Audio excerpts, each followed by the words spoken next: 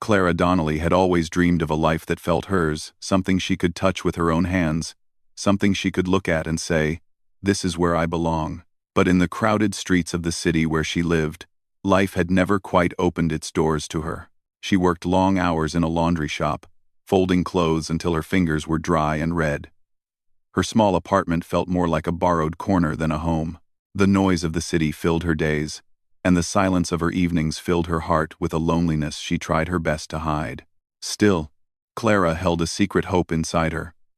She believed that somewhere in the world, there was a place where she could start again. She didn't know where or how, but she knew she wanted a life that was quiet, steady, and honest, a life where she could wake in the morning with purpose. One cold afternoon, her life changed with a single newspaper page. She had picked up an old newspaper from the shop counter to wrap freshly ironed shirts. But when she turned the page, her eyes fell on a small advertisement, printed in a neat, careful hand. It read, "Widowed homesteader in Montana seeks a wife. Must be willing to help build a new home and share a simple life. Letters are welcome." Then, beneath that, a name. Jacob Hart. Clara stared at the words. Many women in her building whispered about mail-order brides, but Clara had never imagined herself answering such an ad. It sounded bold, almost too bold for a woman like her, yet the more she thought about it, the more the idea settled into her thoughts like a warm light. A homesteader in Montana, someone trying to build a life from the ground up, someone looking for a partner, not just a servant or a shadow, someone who wanted to share a home, not just live near someone. That night, after half-heartedly eating her supper, Clara took out a piece of paper from her drawer, sat at her small table, and wrote a letter. She kept her words honest.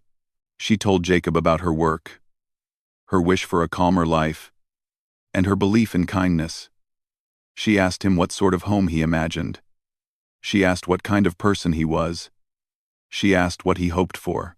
Then she folded the letter, sealed it, and walked it to the post office before she could change her mind. 2 weeks passed before she received an answer.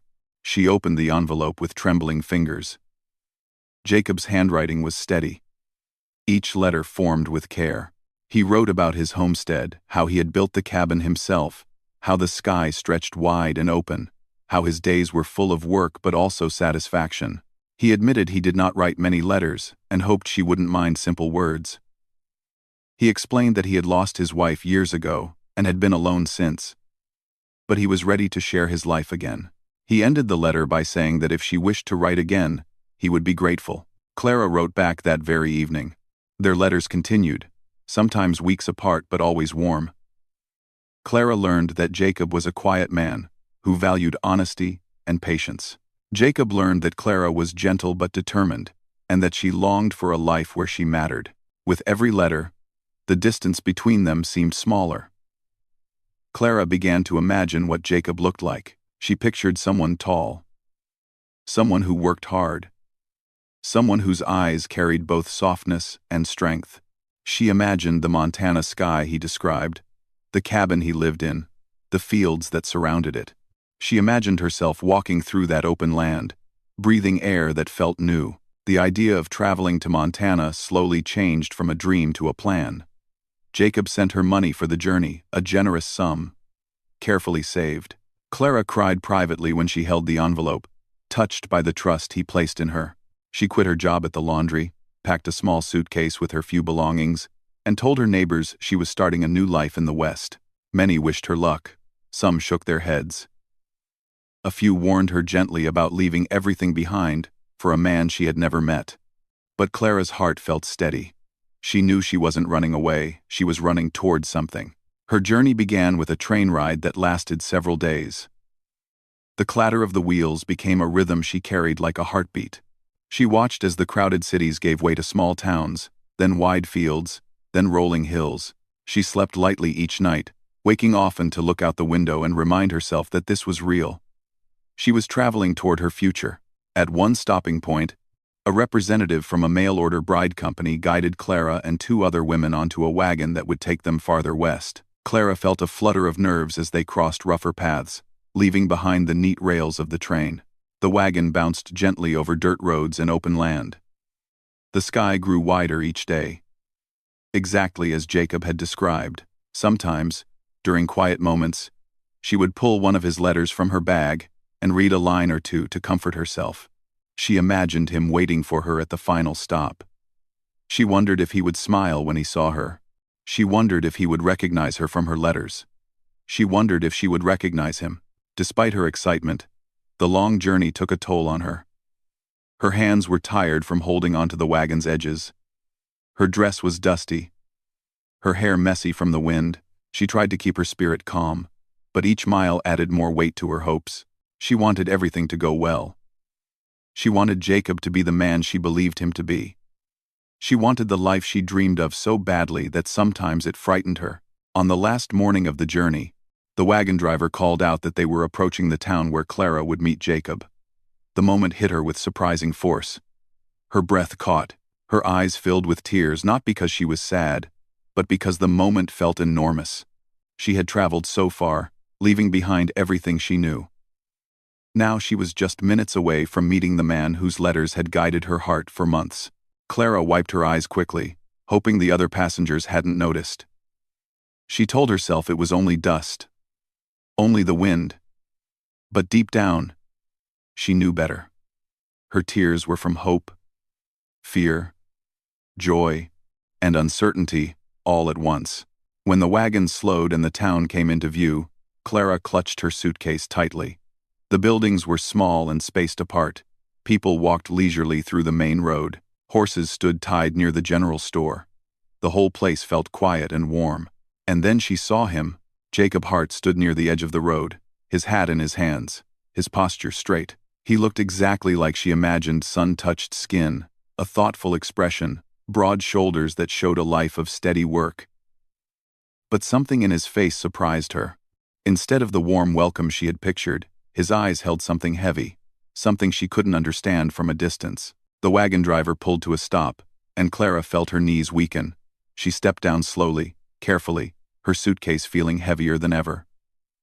Her heart beat loud in her ears. This was the moment the letters had led her to. This was the beginning of her new life. But the closer she got to Jacob, the clearer his expression became. He didn't look hopeful. He didn't look excited. He looked troubled, almost apologetic. Clara's hands trembled slightly. She didn't know it yet, but the words he was about to speak would change the course of her life again, just as sharply as the newspaper ad had months earlier. Clara looked up at him, her eyes still bright with the tears she had tried to hide, waiting for a greeting, a smile, something to ease her fear. Instead, Jacob took a quiet breath, met her eyes, and spoke words she never expected. "It's over," he said softly. "I'm sorry." Clara stood perfectly still, her shoes sinking slightly into the dusty road. Her hands tightened around the small suitcase she had carried all the way across the country. The world around her seemed to fade. The chatter of people outside the general store, the soft creak of the wagon behind her, even the warm breeze that brushed her cheek, all of it disappeared, leaving only Jacob's face and the words he had just spoken. "It's over. I'm sorry." For a moment, Clara did not understand what he meant. The words hung in the air like pieces of a puzzle that refused to fit together. She had traveled thousands of miles, reading and rereading his letters, building her courage with every mile. She had pictured this moment so many times: Jacob greeting her with a gentle smile, maybe offering her a hand to step down, maybe saying her name softly as if it already belonged in his life. But instead, he stood before her with an expression that made her heart ache. His eyes were troubled, not unkind, but filled with some burden she could not yet name. Clara felt her breath catch. She opened her mouth to speak, to ask him what he meant, but her voice would not come out. Jacob noticed her struggle and looked away for a moment, as if ashamed. "I shouldn't have let you come all this way," he said quietly. "I should have written. I should have told you earlier." His words were careful, but they cut deeper than he realized. Not in a harsh way, but in a way that pushed down the hope she had carried for months. Clara swallowed hard, trying to steady herself. You don't want me to stay?" she managed to ask in a weak voice. Jacob's jaw tightened. "It isn't that," he said. "Or maybe it is. I don't know. Everything changed just last week." He rubbed the back of his neck, a gesture that made him look younger, almost lost. Clara wanted desperately to understand, but her mind felt cloudy, crowded with questions she was afraid to ask. Jacob looked around, aware of a few curious glances from people passing by. He gestured toward a quieter spot near the side of the road. Clara followed, her steps heavy. When they reached a shaded area beside a wooden post, Jacob finally spoke again. "My sister came back," he said. "Eleanor. You'll see her in town soon enough. She arrived suddenly with her 2 children. She's had a hard time and she needs me." Clara waited, unsure what that had to do with her.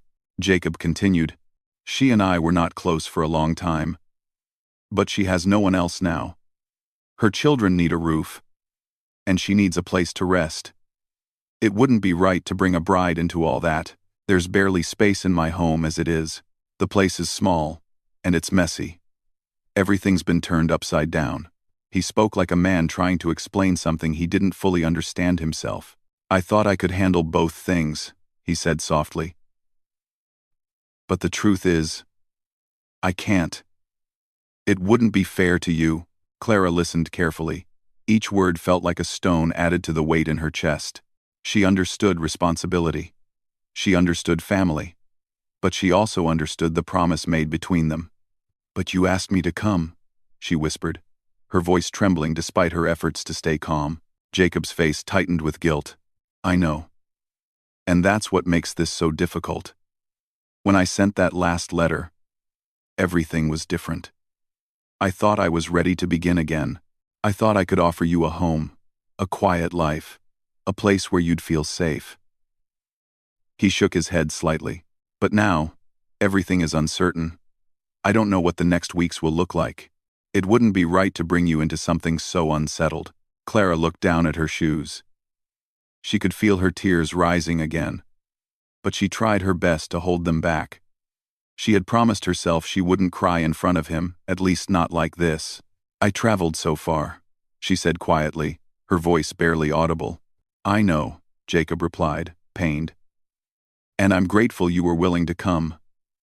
I truly am. But I can't ask you to stay. Not with everything the way it is."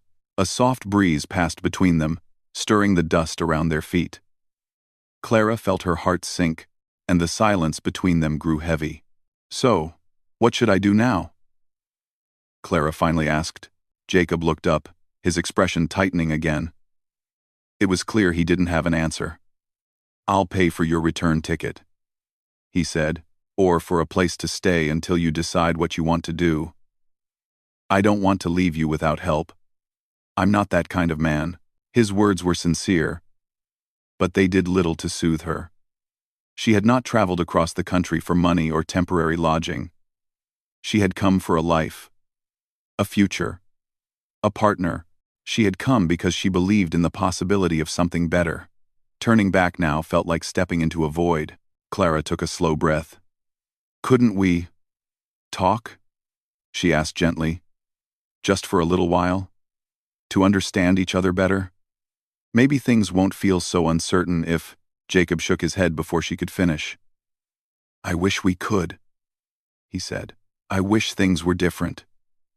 You deserve someone who can welcome you without hesitation. Someone whose life is ready for you. I'm not that man now."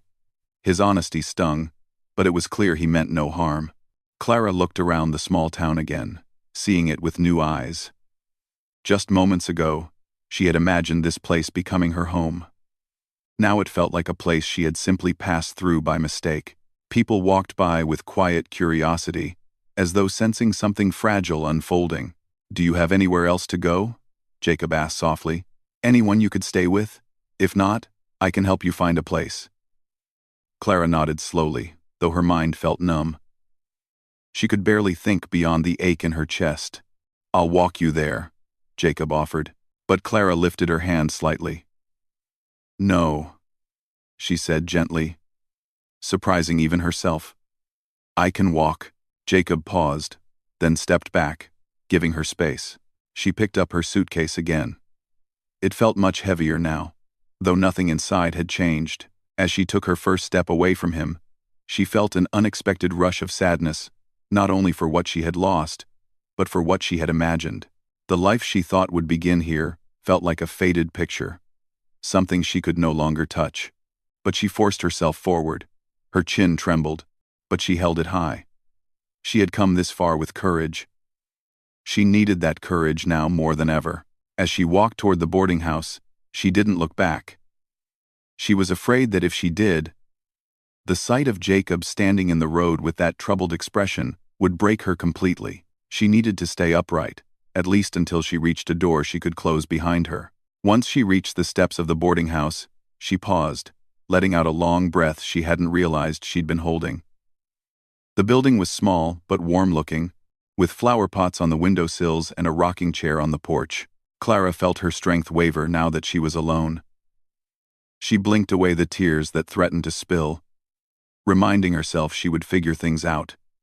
She had to. She had traveled this far for a new beginning. Maybe she wouldn't find it with Jacob.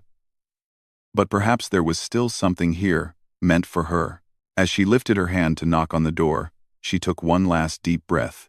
She didn't know it yet, but this unexpected path, this painful and confusing turn, would lead her toward strength she never knew she had, and a future she had not yet imagined. Clara stood on the boarding house porch for a long moment, trying to calm her trembling hands before knocking. Her journey had already taken so much strength from her, and now she needed to gather every last bit of courage she had left. When she finally lifted her hand and tapped gently on the wooden door, she hoped someone kind would open it. A few seconds later, the door swung open, and a warm-faced woman with gray hair tied in a neat bun appeared. She wore an apron and held a dish towel in her hands. Her eyes softened the moment she saw Clara standing there, with a dusty dress and a suitcase heavy enough to show how far she had traveled. "Oh, my dear," the woman said gently. "You look tired. Come in. Come in." Clara felt her chest loosen a little. She stepped inside, grateful for the friendly welcome. The woman introduced herself as Mrs. Paxton, the owner of the boarding house. The inside smelled like warm bread and soap, a comforting mix that made Clara feel as though she had stepped inside someone's memory instead of a stranger's home.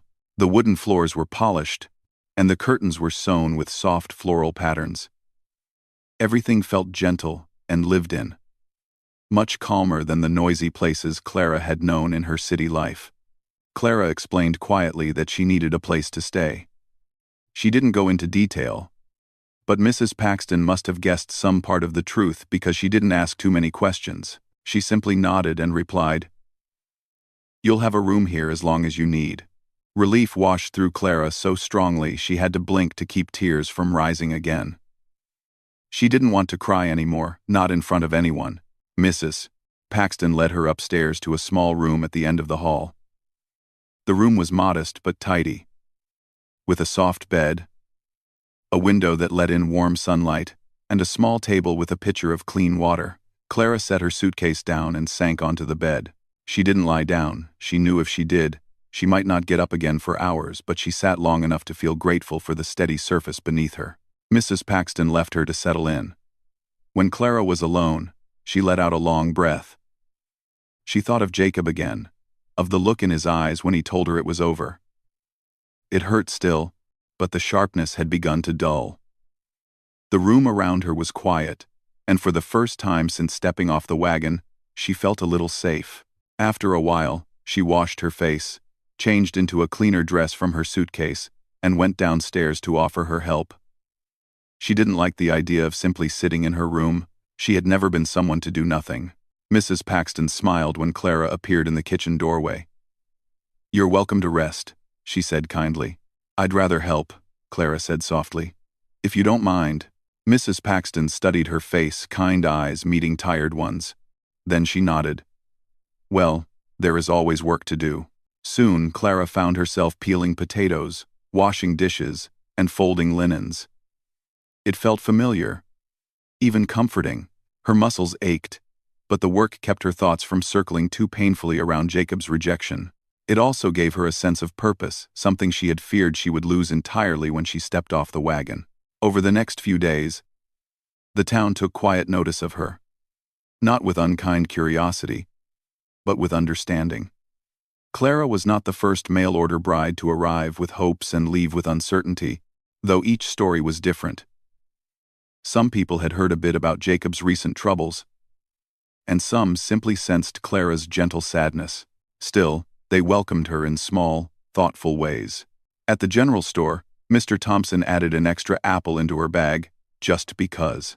At the bakery, a young girl shyly told Clara her dress looked pretty, even though Clara was sure it was one of her plainest ones. Every gesture softened a little of the weight inside her. One afternoon, while Clara was sweeping the front porch of the boarding house, she saw Jacob walking down the street. She froze for a moment.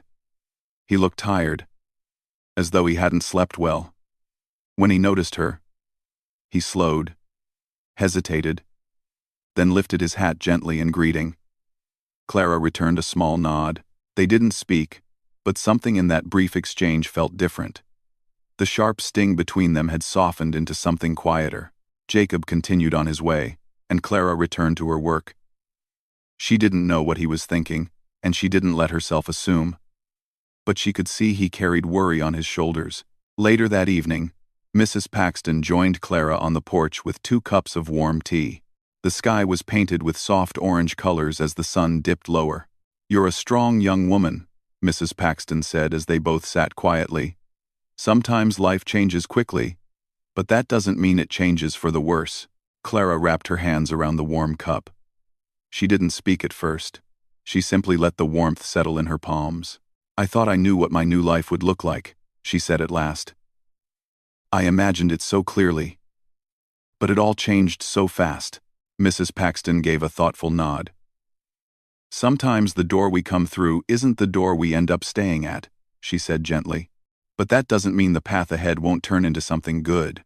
Clara listened intently. She liked the way Mrs. Paxton's words held kindness without false hope.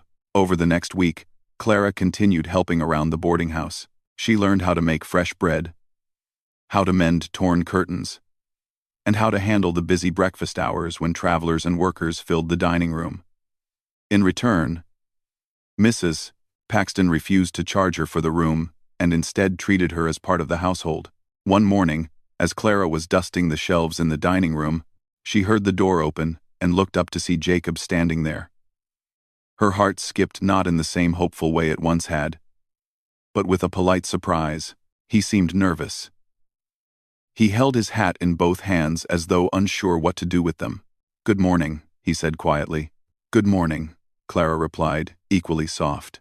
Mrs. Paxton appeared from the kitchen and greeted Jacob warmly.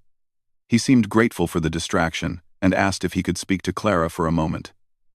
Clara hesitated, then nodded. She followed him outside, her hands clasped together. Jacob took a slow breath before speaking.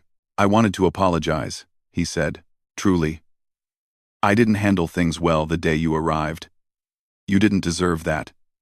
I should have spoken more clearly, or earlier, or something better than what I did." Clara listened quietly. She could see the sincerity in his face. "I didn't mean to hurt you," he continued. "I was overwhelmed. My sister came back needing help, and I didn't know how to manage 2 big responsibilities at once. I panicked. I thought pushing you away was the easiest thing to do, but it wasn't the right thing." Clara nodded slowly. "It was painful," she said honestly. "But I understand, you were in a difficult situation." Jacob looked relieved at her gentle tone. "I see you around town," he added. "You're helping at the boarding house. Folks say you're hardworking and kind." Clara felt warmth rise in her cheeks, but she didn't interrupt him. "I just wanted you to know," he said, "that I appreciate the way you've handled everything. Even after the way I treated you, you carry yourself with dignity. I admire that." His words surprised her. She hadn't expected anything kind from him ever again. For a moment, she didn't know what to say. "Thank you," she answered quietly. Jacob nodded, then stepped back a little. "I won't trouble you. I only wanted to say what I should have said sooner." Clara watched him walk away, her thoughts a gentle swirl. She wasn't sure what his apology meant for the future, but she appreciated it. It felt like a small bridge being rebuilt between them, not for romance, but for understanding. Days passed, and Clara settled more comfortably into the rhythm of the town. People began to know her by name. She visited the small market on her own, helped Mrs. Paxton teach the neighbor children simple reading lessons, and even began sewing small pieces to sell at the general store. Each day, she grew a little stronger, a little more certain that she wasn't just passing through, she was building something, even if she didn't yet know what. And slowly, quietly, Jacob watched from a distance. Not in a troubling way, but with a sense of regret mixed with growing respect. Occasionally he would nod to her on the street or offer a polite word, but nothing more. He didn't push. He didn't rush. He seemed to understand that whatever might grow between them now had to grow naturally, without pressure or expectation. Clara, too, began to see him differently, not as the man who disappointed her, but as someone human enough to make mistakes and brave enough to face them. She didn't know what would happen next, but she knew one thing clearly.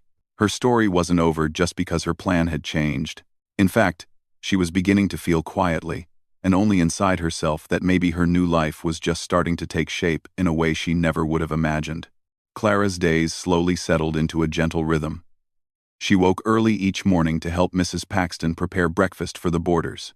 The smell of warm bread filled the house, and the quiet morning chatter helped ground her. Every evening, after the dishes were washed and the floors swept, she took a small walk around town, enjoying the peaceful air and the wide-open sky. During these walks, she often saw Jacob from a distance. Sometimes he was carrying supplies to his wagon, sometimes helping someone unload grain near the mill, and sometimes walking with his young niece while his nephew followed behind carrying a wooden toy. Clara always greeted him politely, and he always returned the greeting with a gentle nod. Their conversations stayed short, but they were no longer strained or awkward. They were simple, calm exchanges between two people who had once expected something from each other and now understood that things had changed. But life, Clara discovered, had ways of gently nudging people where they needed to be. One warm afternoon, Clara was helping Mrs. Paxton sort freshly washed linens when there was a soft knock at the door. Mrs. Paxton opened it, and Jacob stood there, looking more nervous than usual. He held a folded envelope in his hand. "Is Clara here?" he asked politely. Clara stepped forward, wiping her hands on her apron. "Hello, Jacob."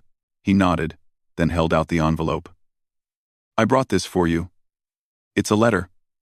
I wrote it last night. I thought it might be easier to say everything clearly this way." Clara hesitated before accepting it. She wasn't afraid, but her heart fluttered with uncertainty. Jacob didn't try to stay. He simply said, "You can read it whenever you feel ready," then thanked Mrs. Paxton and left. Clara carried the letter to the quiet sitting room and sat near the window. The sunlight fell across her lap as she opened the envelope carefully. Jacob's handwriting was steady but slightly uneven, like someone trying to put emotions into words that didn't come easily. He wrote about his sister, how she had returned because she had nowhere else to go, and how he had felt torn between helping her and welcoming Clara. He admitted he had acted out of fear, not because he didn't want Clara, but because he wasn't sure how to manage both responsibilities. He wrote about the guilt he felt for the way she had been treated, and about the respect he had grown to feel for her every time he saw her working with kindness at the boarding house. At the end of the letter, he wrote something that made Clara pause, her breath quiet in her chest. "I understand if you choose to leave. I would not blame you. But if you decide to stay in this town not for me, but simply because you want to, then I would be grateful for the chance to know you again. Not as the man who disappointed you, but as someone who wants to earn your trust with honesty." Clara folded the letter slowly, pressing it gently between her palms. She read it again, and then a third time, letting each sentence settle inside her. There was no pressure in his words, no promises, no requests. Only sincerity. That evening, she took her usual walk around town. The sky was turning a soft pink, and the air carried a quiet calmness. As she walked past the general store, she noticed Jacob sitting on a bench outside, helping his nephew carve a small piece of wood into a toy horse. His niece sat beside him with a book open in her lap. softly reading the words aloud. The scene was peaceful, real, simple, human. Clara stood for a moment, just watching. Jacob eventually looked up and saw her. Their eyes met, and he offered a gentle smile, not an expectant one, but a welcoming one. Clara approached slowly. "Evening," she said softly. "Evening," he replied, standing as a sign of respect. The children looked up with bright curiosity. Jacob introduced them, and the children greeted Clara politely. Clara talked with them for a while. Jacob didn't rush the conversation. He didn't speak too much or too little. He simply let the moment be what it was. When Clara finally continued her walk, her steps felt lighter, as though a knot inside her had loosened. In the days that followed, Jacob and Clara's paths crossed more naturally. Sometimes he helped Mrs. Paxton carry heavy crates to the cellar, while Clara organized pantry shelves. Sometimes Clara visited the small schoolhouse to help the children with reading, and Jacob would stop by to collect his niece and nephew. Their conversations grew a little longer each time, filled with simple topics like weather, harvests, and books. There was no pressure, no expectation, only a gentle friendship forming. One morning, while Clara was hanging fresh sheets on the clothesline behind the boarding house, Mrs. Paxton walked out with a thoughtful smile. "You seem steadier these days," she said kindly. Clara nodded. "I feel steadier." Mrs. Paxton watched her for a moment, then said, "You have built a place for yourself here. Not because of anyone else, but because of your own strength." Clara felt warmth spread through her chest. The truth was beginning to settle inside her. She no longer felt like a woman who had been rejected. She felt like a woman who had found her footing again. Later that afternoon, Clara walked to the edge of town, where the trees cast long shadows over the grass. She enjoyed the quiet hum of nature there, the distant sounds of wagons, and the fresh air that carried the scent of pine and earth. As she stood there, watching golden light spill across the land, she heard footsteps behind her. She turned to see Jacob standing a respectful distance away. "I hope I'm not intruding," he said gently. "No," Clara replied. "You're not." He approached slowly, stopping beside her. For a moment, neither of them spoke. They simply looked out at the open landscape. "It's beautiful out here," Clara said. Jacob nodded. "I always thought so. But some days, it feels even more so." Clara glanced at him. He wasn't looking at her, yet she felt his meaning. Still, she stayed quiet, letting him speak at his own pace. "I've been thinking," Jacob said slowly. "Not about what I want, but about what's fair. About what's right for you." He paused, searching for the right words. "When you first arrived, I acted without thinking of your feelings. But now, I want to understand your hopes, not the ones written in old letters, but the ones you have now." Clara appreciated his honesty. She took a breath before answering. "I came here expecting one thing," she said softly, "but life doesn't always follow our plans. I've learned I can stand on my own. I've learned I can build a life for myself without depending on someone else's promise." She looked toward the open fields. "But I also believe people deserve second chances. When those chances are earned." ADR. Jacob let out a quiet breath, relief softening his shoulders. "I'm grateful you think that way." Clara turned toward him, her face calm. "But if anything grows between us now, it must grow with honesty. Not from letters or expectations. Not out of fear or pressure. It has to grow from the present, not the past." Jacob nodded slowly. "I agree completely." He didn't reach for her hand. He didn't step closer. He simply offered a gentle smile. A smile that carried sincerity, patience, and respect. "So," Clara said quietly, "perhaps we can start again, as two people who want to understand each other. No promises yet. Just a beginning." Jacob's smile deepened slightly. "A beginning sounds just right." They stood there a little longer, watching the sunset paint the fields in soft colors. Clara felt peace settle inside her, not because she had found a romantic ending, but because she had found her strength, her voice, and her own path. Whether her future with Jacob grew into a partnership or simply a friendship, she knew she was choosing it freely, not because she had nowhere else to go, but because she wanted to give life another chance. As they walked back toward town, side by side, not touching, not rushing, Clara felt something gentle and hopeful stir within her. This time, whatever came next, would be built slowly, with respect and honesty. This time, it would be her choice.